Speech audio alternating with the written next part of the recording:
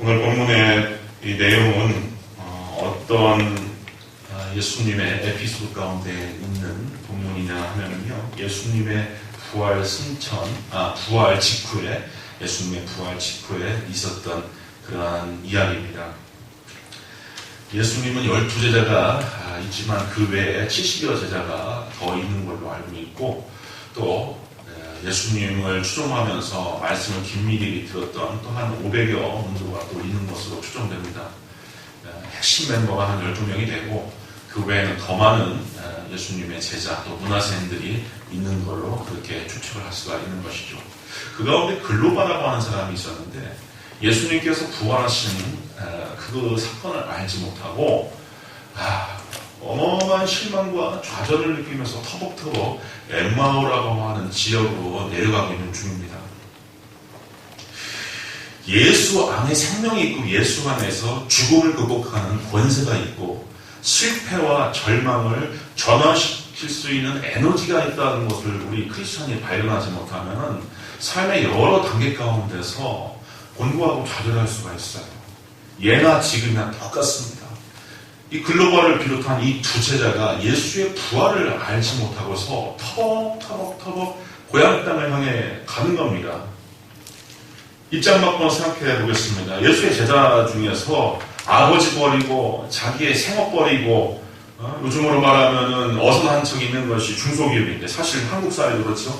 그 당시에 중소기업을 운영했던 베드로와 안드레, 요한, 야고보는 배까지도 다 버리고 예수에게 자기 운명과 생애를 걸었습니다. 예수의 비전에게 자기의 모든 비전을 다 걸어버렸어요. 예수님께서 예루살렘에 입성하면은 빌라도 총독 끌어내리고 헤롯 끌어내리고 그 권자에 예수님이 오를 줄 알았더니 이게 웬걸입니까? 그냥 골고다 산상에서 십자가 지시고 십자가 못 박혀서 피를 철철 흘리면서 세상의 온갖 능력을 혼자 다 받으시고 거기에서 끝나버렸어요. 수치스럽게 들었단 말이죠. 그 이후에 부활을 듣지 못한 제자라면 얼마나 상실감, 실망감이 크겠습니까? 야, 우리가 3년 동안 저 나사렛 예수를 추종했는데 이게 뭐냐? 우리에게 돌아온 게 뭐냐? 우리는 어떻게 살아야 되느냐? 하는 절망 가운데서 터벅터벅 길을 걷고 있는데 예수님께서 그들에게 나타나신 거예요. 근데 누가복음 24장을 보면은 그들의 눈이 가리워져서 예수인 줄 알지 못하더라 되어 있습니다. 세상의 근심, 육적인 판단, 자기의 사견 이런 것으로 눈이 가려서 예수님께서 나타나신 줄 모르고 그냥 함께 셋이서 동행을 하는 겁니다. 동행하면서 말씀도 해주시고 같이 밥도 먹어주시고 같이 유숙하시기도 하시고. 그런데 예수님께서 그 둘을 만나실 때 어떤 작업을 했냐면 구약성경, 율법서와 시편이라든지 선지서를 낱낱이 해설하시면서 자기에 관한 증언을 예수님께서 그 두 제자에게 가르쳐주셨어요. 근데 그 두 제자가 어떤 반응을 보이냐면 오늘 본문에 보면은 우리에게 성경을 풀어주실 때 우리 속에 마음이 뜨겁지 아니하더냐 했어요. 성경을 들려줬을 때 우리 마음이 뜨겁지 아니하냐. 사랑하는 성도님들, 성경 읽으실 때 혹은 성경을 들으실 때 마음이 뜨거운 경험이 있으십니까? 마음이 뜨거운 경험. 오늘날 우리 사회는요, 21세기 현대 이 자본주의 문명은요, 상처받고 상처 주는 시대예요. 인간의 존재 가치가 다 계량화, 수량화돼서 사람이 어떤 사람이라고 딱 평가가 나와버립니다. 우리는 앞서서 기도하신 우리 박영민 시장님이 대학에서 또 귀한 사명을 감당하시는데 대학이라고 하는 것도 그냥 수량화돼버려요. 거기에 권학이념, 어떤 정신으로 어떻게 운영을 하고 어떻게 투명하게 운영을 하고 뭐 이런 건 상관없어요. 취업률이 어떻게 되느냐, 논문을 몇 편 냈느냐, 또 재정 유보금이 학내 유보금이 얼마냐 뭐 등등해서 수량화돼서 딱 평가가 되어버려요. 마찬가지로 사람도 하나님의 형상으로 지음받은 우리 한 사람 한 사람이 존중받아야 할 우리도 다 계량화돼 갖고 딱 판단이 됩니다. 아, 저 사람은 인류대 출신이래. 저 사람은 연봉이 얼마래. 저 사람은 몇 평짜리 아파트 산대. 이런 것들이 우리 사고를 지배하죠. 거기에 누락되어 있는 사람, 그 주변부로 밀려있는 사람, 주변부로 밀려있는 기업, 주변부로 밀려있는 학교, 주변부로 밀려있는 사람, 인재, 주변부로 밀려있는 단체. 그 소외감이 얼마나 대단해요. 상처를 참 많이 받습니다. 그래서 오늘날 종교기관, 기독교 뭐 이런 것의 핵심 가치가 힐링이에요. 힐링, 치유. 요즘 뭐 방송만 들으면 다 힐링하고 있어요. 보면 개그맨들이 나와갖고 자기들끼리 우도 떠드는 것도 힐링이래요. 힐링 캠프래요. 힐링 캠프. 응?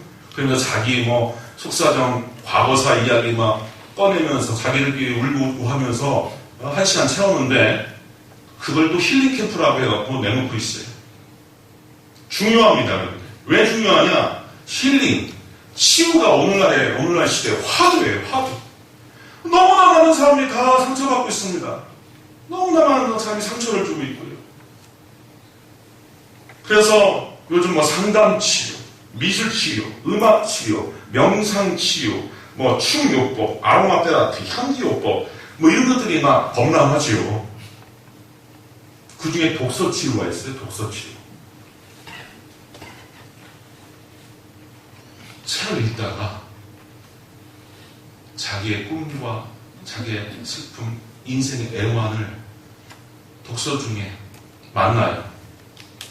때로는 거기에 자기를 투사시키고 또 그 작전 인물 가운데서 벌어지는 일들 가운데서 자기가 스스로 연민의 감정을 느끼고 책을 보다가 울고 또 주인공이 극복하고 승리를 쟁취하는 과정 가운데서 자기도 위로받고 또 희망을 얻고. 근데 독서치료가 되게 또 중요합니다. 독서치료 전문가들 얘기해보면은 오늘날 뭐 인문학이 중요하다 뭐 이런 얘기가 다 바로 그거예요.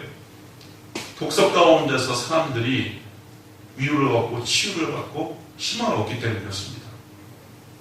아니 세상에서도 책을 읽다가 치유받는 일이 있는데 오늘날 우리 크리스천들은 성경을 읽다가 치유 좀 받아야 하지 않겠습니까? 성경을 읽다가 치유받아야 돼요. 좌절했던 이 두 제자가 예수님이 들려주는 성경 이야기 때문에 마음이 뜨거워져서 다시 갱생의 삶을 살기 시작하는 거죠. 그래서 오늘 저는 이 시간에 성경, 하나님 말씀, 기록된 하나님의 말씀으로 우리에게 주신 이 성경이 얼마나 위대한 유산인가 하는 관점을 우리 성도님들과 함께 나누고자 합니다. 참 신기해요. 성경이 살아있음을 성경을 읽는 사람은 때때로 느낍니다. 유기적으로 살아있어요. 초등학교 때, 중학교 때 교회학교 반사 선생님이, 처녀 선생님이 다윗의 이야기, 또 솔로몬의 이야기, 아브라함의 이야기, 여호수아의 이야기 들려주면은 그 영혼의 이야기에 또 도전을 받고 재미있고 흥미를 느껴요. 또 중고등학교 때 또 나름 읽을 때는 또 머리가 커가면서 인생과 자기의 미래에 대해서 준비해가면서 읽는 성경의 재미가 또 나름대로 쏠쏠합니다. 유병수에서 총을 들고서 보초를 쓰면서 몰래 제가 성경을 읽을 때 바울 서신이 또 얼마나 또 위로가 되고 은혜가 되는지, 또 신학대학원을 준비하기 위해서 열심히 또 성경을 달달달달 외울 때는 또 성경이 얼마나 깊이가 있고 무궁무진한지, 교육전도사로서 부목사로서 때때로 또 한 달에 한 번 주어지는 설교 때문에 성경을 들여다보면 또 그때 20대, 30대 제 단계에서 성경이 주는 꿀과 소리꿀보다 더 말씀이 얼마나 소중한지, 지금서 새벽기도 준비하고 또 우리 성도님 만나기 위해서 말씀을 준비하는 이 가운데서도 이제 50을 바라보는 나이 가운데서도 성경을 읽으면 또 달라 보여요. 또 다른 그냥 처녀의 모습으로 생경하게 다가와서 또 다른 말을 걸어봅니다. 그러면서 성경이 주는 행복과 즐거움에 아주 깊이 빠질 때가 있어요. 무릎을 탁 치고요. 아, 여기에서 내가 답을 얻었다. 야, 하나님께서 성경을 통하여서 나에게 말을 걸어주시고 응답을 주시는구나. 이걸 알게 된 겁니다. 예수님이 낙심한 두 제자에게 성경을 풀어주었더니 그 마음이 뜨거워졌다고 기록하고 있는데, 이렇게 성경 가운데서 우리 성도님들이 우리의 삶의 질을 변화시킬 수 있는 기회를 얻게 됩니다. 그러면 성경은 우리 인간에게 무엇인가? 왜 우리는 성경을 읽어야 하는가? 잘 새겨 들으실 수 있길 바랍니다. 제 딸과 제 아들도 여기 있는데 잘 들어요. 잘 들어. 세상에 많은 책들, 서적들이 교양과 지식 정보를 줍니다. 하지만 인간은 궁극적으로 자유케 하고 해방케 하고 구원케 하는 것은 세상 어떤 서적에도 보장해 줄 수가 없습니다. 물론 성경도 교양과 지식 정보를 전해줍니다. 고대 중근동사, 종교학, 철학, 법철학, 법학, 문화인류학, 민속학, 문학, 성경을 보면 그거 거저 따라가서 얻을 수 있어요. 시편이나 아가서를 보면 얼마나 21세기에도 읽어도 아름다운 시들이 질비한지 모릅니다. 많은 시인들이 시편과 아가서를 읽으면서 흉내내고 뽐따요. 움베르토 에코라고 하는 20세기의 위대한 그 수설가가 있지 않습니까? 8개국어를 하는 천재 수설가. 장미의 이름이라고 하는 책 가운데서 수도사가 타락을 해갖고 잠시 타락해갖고 처자하고 영문을 이제 하는 장면에서 아가서를 변형해서 써버려요. 그 수설가도 아가서를. 신라본을 지은 밀턴도 다 성경을 소재로, 존 버년, 철로역정도 다 성경을 소재로 써있는 겁니다. 성경은 인류의 핵심 가치와 문학적인 아름다움을 떠받치고 있는 큰 기둥이에요. 이거 무시 못합니다. 인문학자들도요. 또 기독교 세계에서 희한하게 과학이 발달됩니다. 어떤 사람들은 기독교 그거 미시단이나 이렇게 함부로 취급하는데 정말 무식한 소리예요.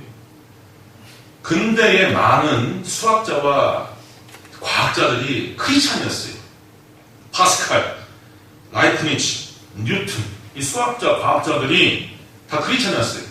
근데 그들이 왜 과학을 발달시키냐, 수학을 발달시키냐, 과학을 통하여서, 수학의 언어를 통하여서 하나님을 발견해보자, 또 하나님을 수학적으로, 과학적으로 자기 딴에는 입증해보고자 골몰을 하다 보니까 오히려 수학과 과학이 발달되는 결과를 낳습니다. 서구 역사 가운데 세계에서의 분수령을 만드는 인물들이 성경에서 교양과 삶의 비전과 정치적인 비전을 발견하고 그것으로 인하여 세계를 개조하고 바꿔갑니다. 미국의 국부인 조지 워싱턴 1대 대통령은 성경이 없이는 세계를 올바르게 다스릴 수 없다고 고백을 했고요.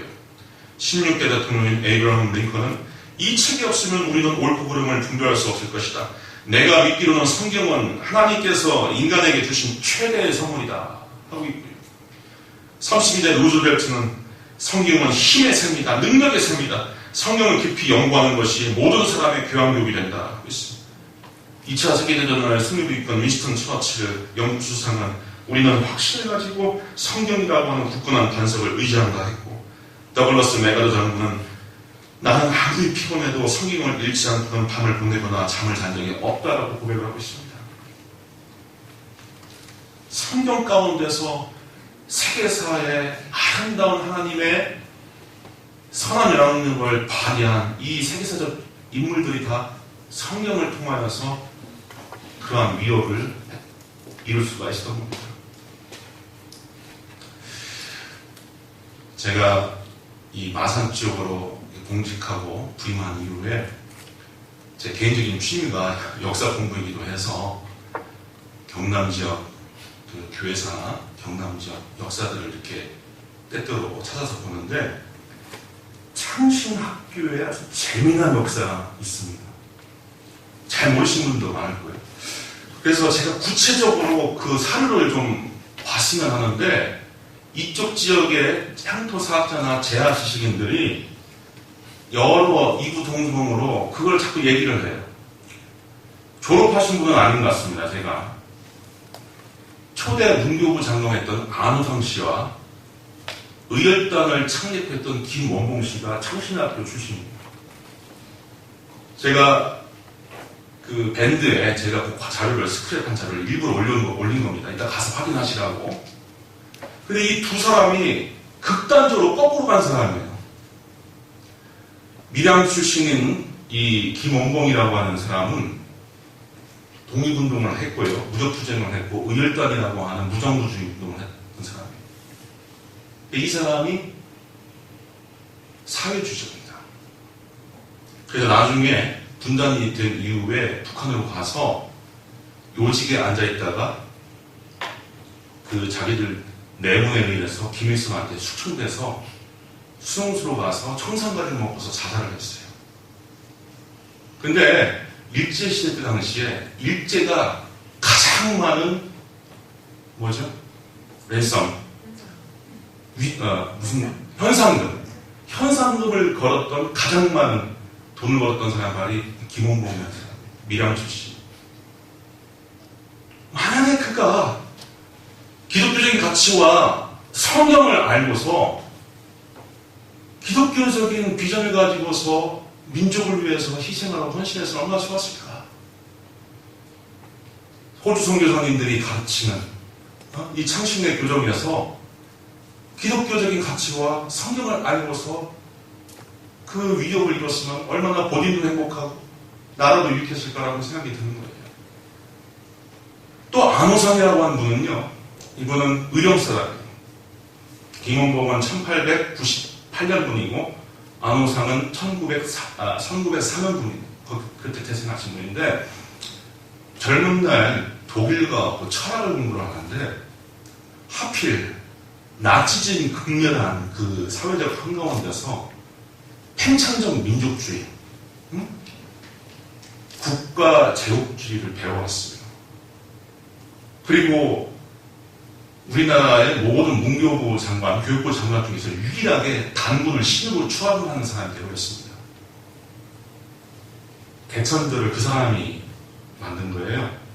강화도 만이산 첨성대에서 성화를 체화하도록 만든 거고, 이승만 대통령이나 박정희 대통령 밑에서 끊임없이 반기독교적이면서 그 친단군, 민족 우월주의, 팽창적 민족주의를 계속 주장해서 그 헛된 실증이 안 된 유사 역사, 사회의 역사를 계속 생산해내다가 나중에 대종교, 단군을 신으로 추앙하는 대종교의 총수가 됩니다.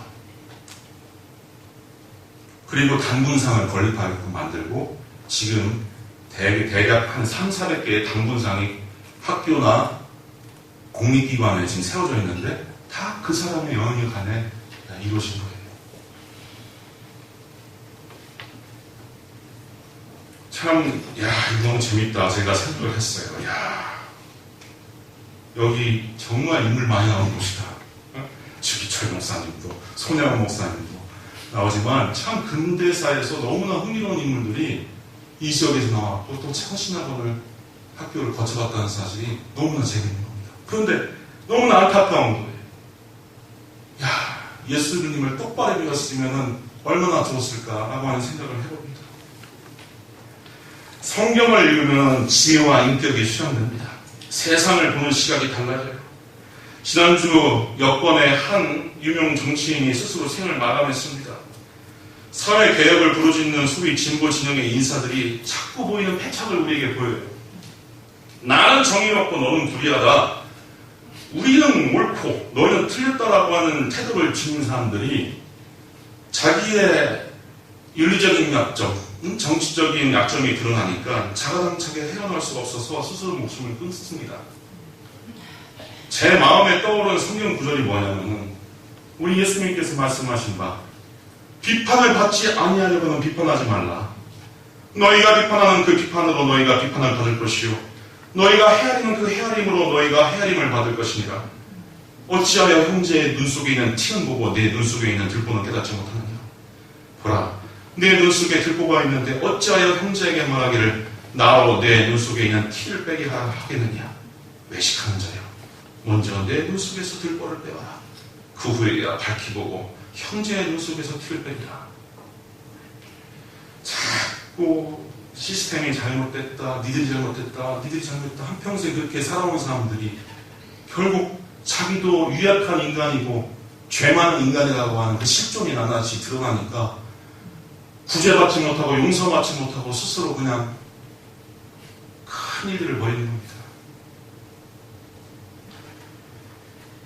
성경을 읽다가 그 뜻을 더 깊이 새기기 위하여서 저는 가끔 역용제를 만들어 봅니다. 지금 방금 말씀드린 그 상상보훈의 말씀은 또 이렇게 이해될 수가 있는 거예요. 용서를 받고자 하거든 용서하라. 너희가 용서하는 그 용서로 너희가 용서를 받을 것이요 너희가 관용하는 그 관용으로 너희가 관용을 받을 것이다. 예수 잘 믿는 사람들은 용서받을 줄 압니다. 용서받는 것도 훈련이 필요한 것이고요. 용서받는 것도요, 용기가 필요합니다. 제가 간혹 말씀드리지 않습니까? 우리 성도님들, 세상에서 우리가 나약한 인간으로 죄 많이 짓고 옵니다. 저도 마찬가지예요. 가족 앞에서, 아들딸 앞에서 설거기가 창피할 정도로 제가 죄 많이 짓습니다. 하지만 제가 가끔 말씀드려요. 예수 잘 믿는 방법 중에 하나는 영치불구하고 교회에 와서 십자가에 딱 붙드는 거예요. 내가 좀 죄송스러운 일 많이 하고 죄를 많이 짓고 있지만 하나님, 이 죄 많은 존재, 죄 많은 이 아들 영치불구하고 하나님의 전에 찾아왔으니 은혜 내려 주옵소서. 영치불구하고 십자가를 팍 붙들고 나 복 주시옵소서 해야 하는 겁니다. 그게 신앙생활 잘하는 거예요. 세상에서 나 얼마나 부끄러운데, 내가 지난주에 얼마나 나쁜 짓을 많이 했는데 내가 교회를 가? 이건 성령의 음성이 아니라 마귀의 음성인 것입니다. 또 우리가 성경을 읽을 때 내적인 치유함과 영성을 얻을 수가 있습니다. 우리는 인간의 능력으로 할 수 없는 일에 대한 미련과 집착을 못 버립니다. 그리고 범민하고 좌절합니다. 저 역시도 심각하게 그러한 경험들을 하곤 합니다. 그러나 그러한 미련을 벗어나게 해주는 것은 성경이에요. 너무나 제 능력 밖을 떠난 일 때문에 너무나 힘들고 죽은 자식 뭘 만드는 심정으로 그냥 전전긍긍을 하고 있는데 마치 이 사무엘하를 이렇게 읽다 보니까 다윗의 이야기가 나옵니다.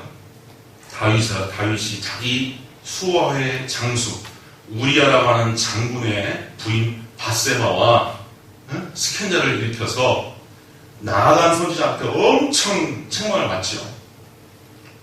그 스캔들을 감추기 위해서 그 충직한 부하 우리아를요 가장 격전지로 투입해서 자기 칼에 피 안 묻히고 죽게 만들어요. 하나님께서 그걸 왜 모릅니까? 하나님께서 그 꼼수를 다 아시는 거예요. 나란 선지자를 통해서 호통을 칩니다. 그리고 둘 사이에서 그 사생아처럼 나온 그 아이가 생겼는데 나란 선지자를 통해서 예고하시죠. 이 아이는 죽을 것이다. 선포한 이후에 7일간 시름시름 깐난 아이가 안 앓는 거예요. 그러니까 다윗이 밥도 안 먹고 잠도 안 자고 수염도 안 깎고 꼬집꼬집한 모습으로 재에 앉아서 그냥 하나님 저 아이 살려주십시오. 7일 동안 밤낮 울면서 기도하는 겁니다. 그런데 신하들이 아이가 죽었다고 고해받지 못하는 거예요. 다윗이 노발대발하거나 또 어떤 식으로 반응할지 모르니까. 근데 다윗이 기도 중에서 신하들이 뭐 소곤소곤하는 얘기를 들어보니까 직감이 오는 겁니다. 아이가 죽었구나. 야, 이놈들 와봐라. 내 아이 죽었느냐? 죽었습니다.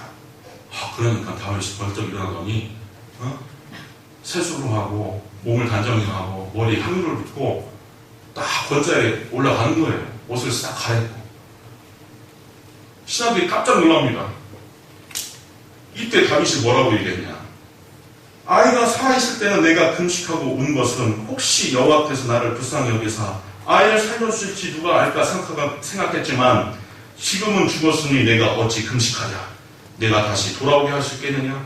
나는 그에게로 가려니와 그는 내게로 돌아오지 아니하리라.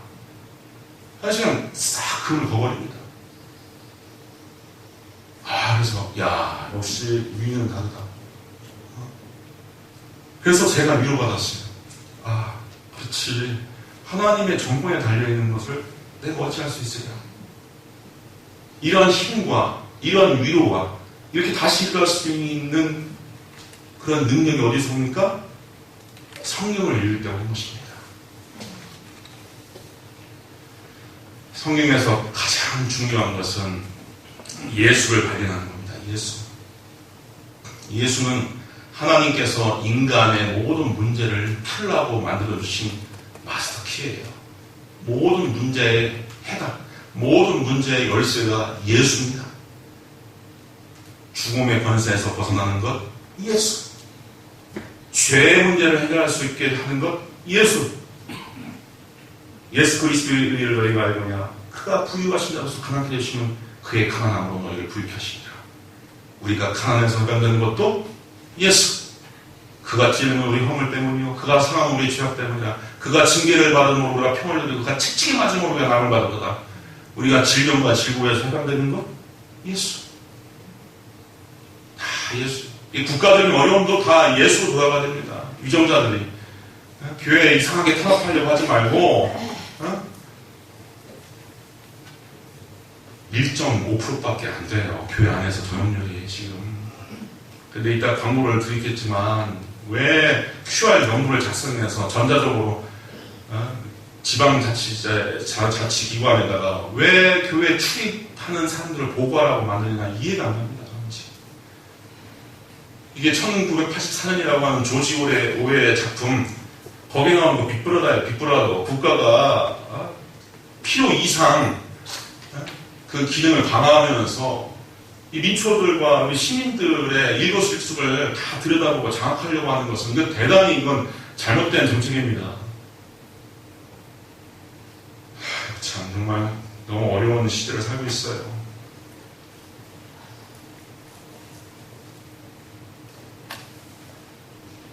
국가의 문제적 사회적인 문제도 예수로 돌아갈 때 풀 수 있습니다. 예수로 돌아갈 때.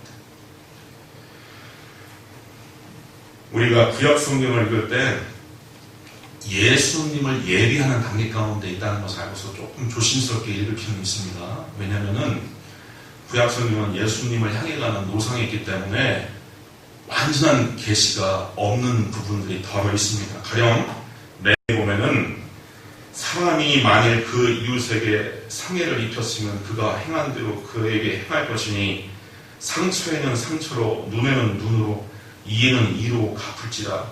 남에게 상해를 입힌 그대로 그에게 그렇게 할 것이며 하면서 내가 당한 대로 남에게 복해라 이렇게 되어 있어요. 율법에는. 그런데 예수님께서는 어떻게 교훈하십니까? 마태복음 5장의 산상보건을 보면은 내 이웃을 사랑하고 내 원수를 미워하라는 것을 너희가 들었으나 율법에서는 그렇게 가르쳤다. 그런데 나는 너희에게 이른다. 너희 원수를 사랑하며 너희를 박해하는 자를 위하여 기도하라. 이같이 한즉 하늘에 계신 너희 아버지의 아들이 되리니 이는 하나님이 그의 해를 악인과 선인에게 비춰주며 비를 이로운 자와 불의한 자에게 내려주시니라. 선인 악인 따지지 않고 다 은혜를 베풀어 주신 그 하나님의 사랑을 본받아라. 예수님은 그렇게 가르쳐 주세요. 그래서 성경을 읽을 때 여기에 도달하지 못한 것은 예수님을 가르치는 하나의 도상 가운데 있는 것이고 예수님 자체가 완전한 하나님의 계시다. 그래서 예수님을 오펜바로 독일어로 계시 자체, 오펜바로 셀프스트 계시 자체로 하는 거예요. 하나님이 누구신가? 성경에서 예수님을 찾으면 됩니다. 예수님의 행위, 예수님의 성품, 예수님의 교훈, 예수님의 실천, 예수님의 헌신, 예수님의 희생. 이 하나님이에요. 딴 데 가서 하나님 찾으려고 하지 마시기 바랍니다. 이만희 찾아가서 하나님 찾으려고 하지 마시고, 안상홍 찾아가서 하나님 만나려고 하지 마시고, 성경 가운데서 예수님 발견하면 그게 곧 하나님이에요. 빌립아, 내가 너희와 얼마나 오래 있었는데 하나님을 보이라 하느냐? 나를 본 자는 곧 하나님을 보았거늘. 요한복음 예수님께서 그렇게 말씀하셨습니다. 사랑하는 성도님들, 우리 인간은 스펀지와 같은 존재입니다. 내가 머금고 있는 사상, 이념, 성품, 이것이 고스란히 바깥에 배어나옵니다. 스펀지가 잉크를 머금고 있으면 잉크물이 나오고요. 부정물을 머금고 있으면 부정물이 흘러나오고요. 깨끗한 물을 품고 있으면 깨끗한 물이 흘러나옵니다. 예수님도 입으로 들어가는 것이 우리를 더럽히는 것이 아니라 입에서 나오는 것이 사람을 더럽힌다. 마음에서 나오는 것이 뭐냐? 악한 생각과 살인과 간음과 음란과 도둑질과 거짓과 비방인데 이것이 사람을 더럽게 하는 것이다 했습니다. 우리 안에는 지금 무엇으로 차 있을까요? 부모님들, 지금 우리 안에는 무엇으로 차 있을까요? 나도 한번 돈벼락을 맞았으면 좋겠다. 대박. 나 저 사람 너무 싫어. 비판, 판단, 정죄. 난 저 사람 참 너무 질투. 이런 것은 다 우리가 근절해야 되는 겁니다. 계속해서 말씀을 읽고 성령의 충만을 받으면 더러운 것은 계속 빠져나가고 하나님의 거룩한 것이 우리의 심령에 가득 차게 될 것입니다. 여름 휴가를 얼마나 보내실지 모르겠습니다.